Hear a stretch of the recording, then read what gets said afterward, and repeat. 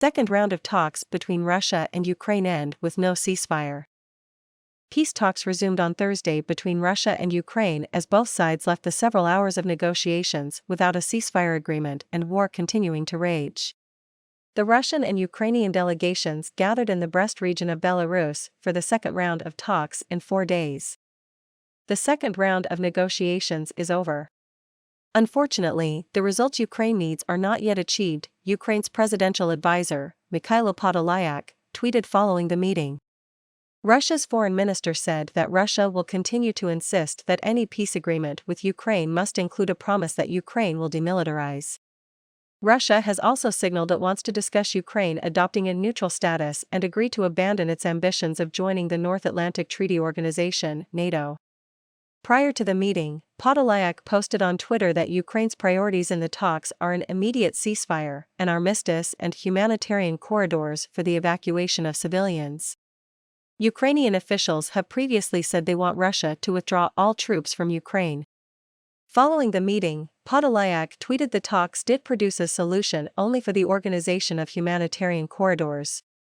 During a televised briefing on Thursday with foreign journalists, including ABC News, Russian Foreign Minister Sergei Lavrov said Russia is ready to negotiate. Lavrov said Russia would continue its military operation while the talks were ongoing, saying it cannot allow military infrastructure to remain in Ukraine as a threat to Russia. He said any peace agreement must include a point on Ukraine's demilitarization. Zelensky on Thursday expressed no interest in demilitarizing and issued a warning to Russian President Vladimir Putin. "You will repay everything you did against Ukraine in full," Zelensky said in a televised news conference. "And we will not forget those who perished, and God won't." Zelensky said he is ready to meet and talk directly with Putin and repeated his calls for a no-fly zone over Ukraine immediately, saying it would act as a deterrent. In an earlier statement posted on Facebook, Zelensky said, "We are a nation that broke the enemy's plans in a week," and praised his military forces and Ukrainian civilians who have taken up arms to defend the country. "I sincerely admire the heroic civilians of Konotop, Bashtanka, Energodar, Melitopol, and other towns and villages, who do not let the invaders in by blocking the roads. People come out in front of enemy vehicles. This is extremely dangerous.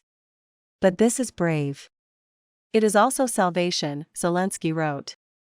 But when asked at Thursday's news conference by ABC News senior foreign correspondent Ian Pennell how long Ukraine can hold out against the Russian advance, Zelensky said, "I don't know."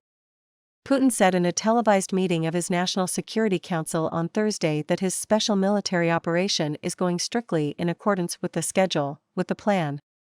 "All objectives are being successfully attained," Putin said.